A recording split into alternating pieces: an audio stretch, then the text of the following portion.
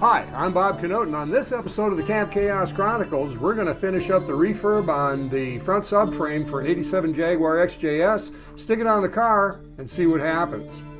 I'm kind of excited. How about you?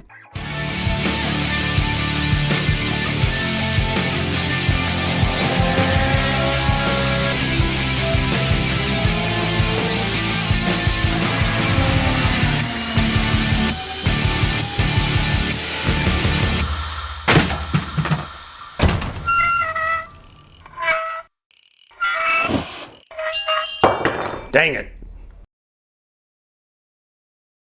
Before we get started today, I'd like to give a shout out to a channel that I discovered several months ago, but never really took the time looking around at the channel. And the truth is that I found that there's just a wealth of information. If you own an old Jaguar, between his channel and my channel, I think that we're going to pretty much cover all the bases. And that channel is Living with a Classic. And I suggest you go there, look around, and I think you're going to learn a ton. So, on with the show. A few more notes before we actually install our second lower control arm here. It's really important if you're going to use the rubberized bushings, which I have here as opposed to the polyurethane bushings, to get those in the proper position. What you want is to have about 8.5 inches between the steel bushing, not the rubber, but the steel bushing on the inside of the rubber bushing from one side to the other. So 8.5 inches from there to there. And so what I do is I actually take the rubber, which kind of looks like this. You can see that the steel bushing is kind of down in the center there. I take the rubber portion and take a utility knife and I cut it down flush on both sides.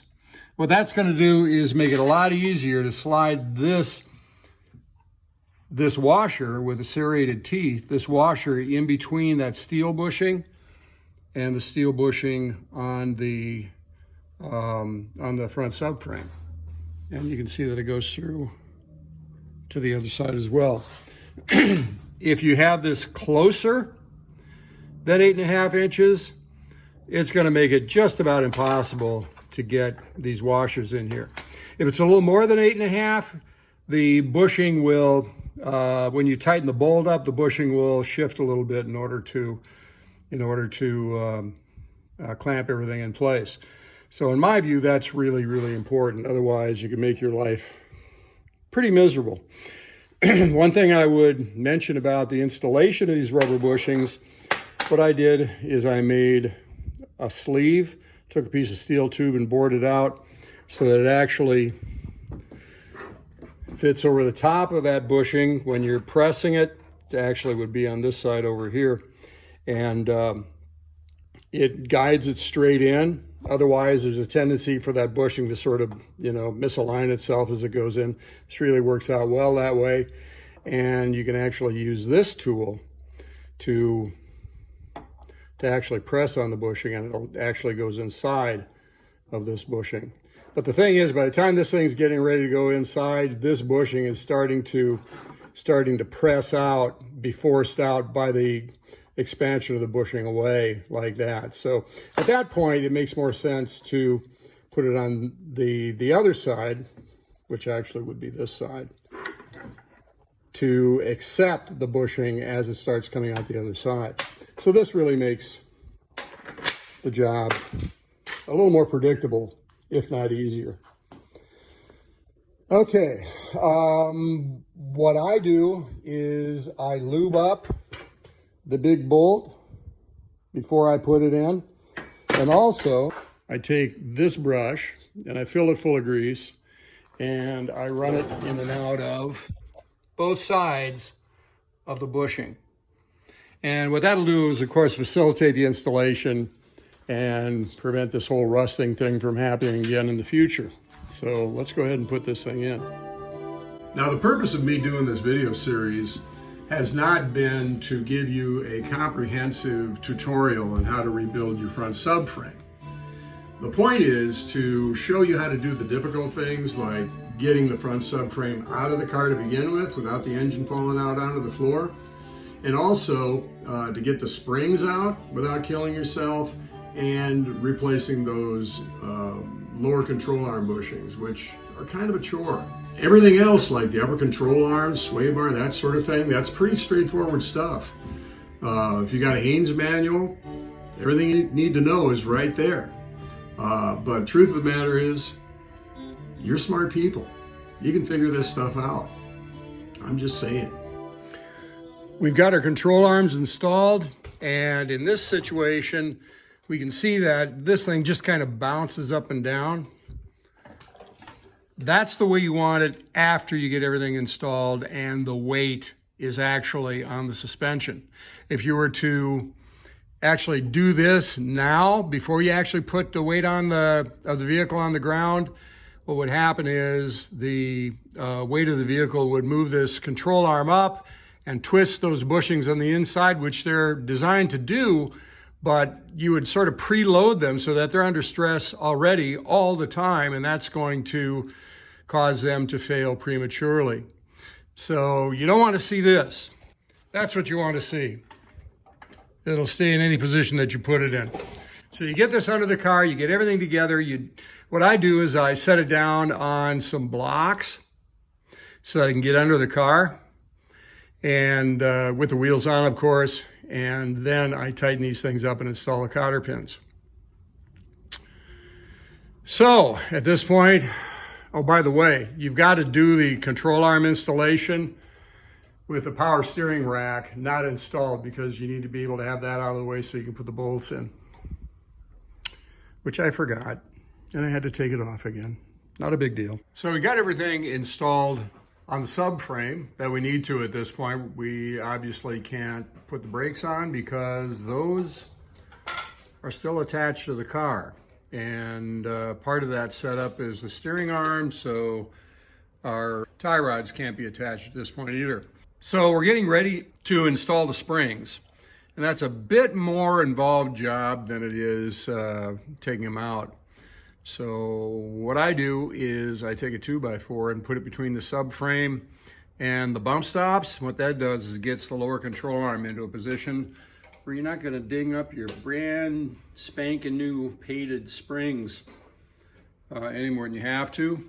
Also then, what I have done is taken 4 1-foot long pieces of 3/8 inch mild steel rod and threaded them on the end, and placed 2 of them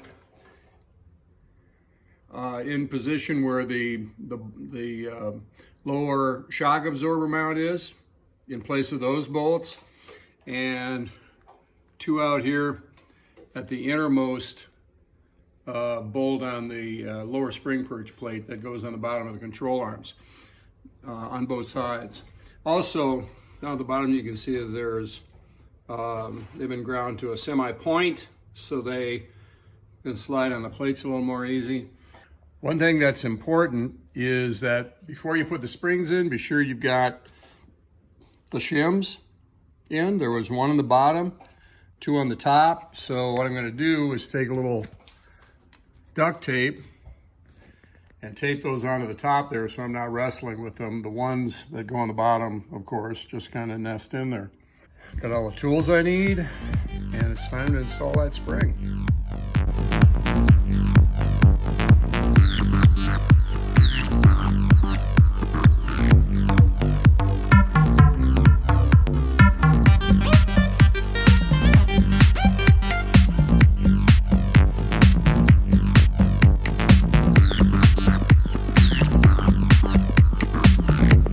Once you've got the front subframe assembled as far as you can without putting it under the car, then it's just a matter of reversing the process of removal. What I would do first of all is attach the front subframe mounts.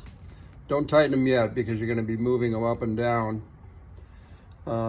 because it's a bit of a chore to get the steering rack hooked up. There's a cut that's been made across the spline on the valving unit that lines up with the bolt. A lot of manufacturers cut a semicircular cut all the way around so you can put it on at any point, but here you've got a couple of splines either way. to get that bolt in. And it's going to take 3 or 4 attempts to get that bolt in there. So what I would do is to do not tighten the rear subframe mounts. That silver nut right in the middle there. Jack the rear up after you've got the fronts attached to the point where the studs are just barely sticking out of the subframe, and that will allow you then to get the universal joint for the steering shaft in what appears to be the right position to slide the bolt in. And as I said, it's probably going to take 3 or 4 attempts to get that correct. But once you've got that right, that bolt in and tightened up, and those of you who have smaller hands than I do, this is going to be a lot easier for you. So once you got that done, then it's time to tighten up the rear subframe bolts and go back up top side. Well, I got the front subframe under old Tex. Drove down to the local DQ, give myself a little reward. And I got to tell you, this is a kind of experience that reminds me of why I drive these cars. It is so smooth. I mean, there's a little bit of feedback through the steering wheel. I think there might be an issue with one of the wheels, maybe a bent wheel, or I don't think it's a wheel bearing, but it is so much better than it was. I do have some noises from the back end of the car.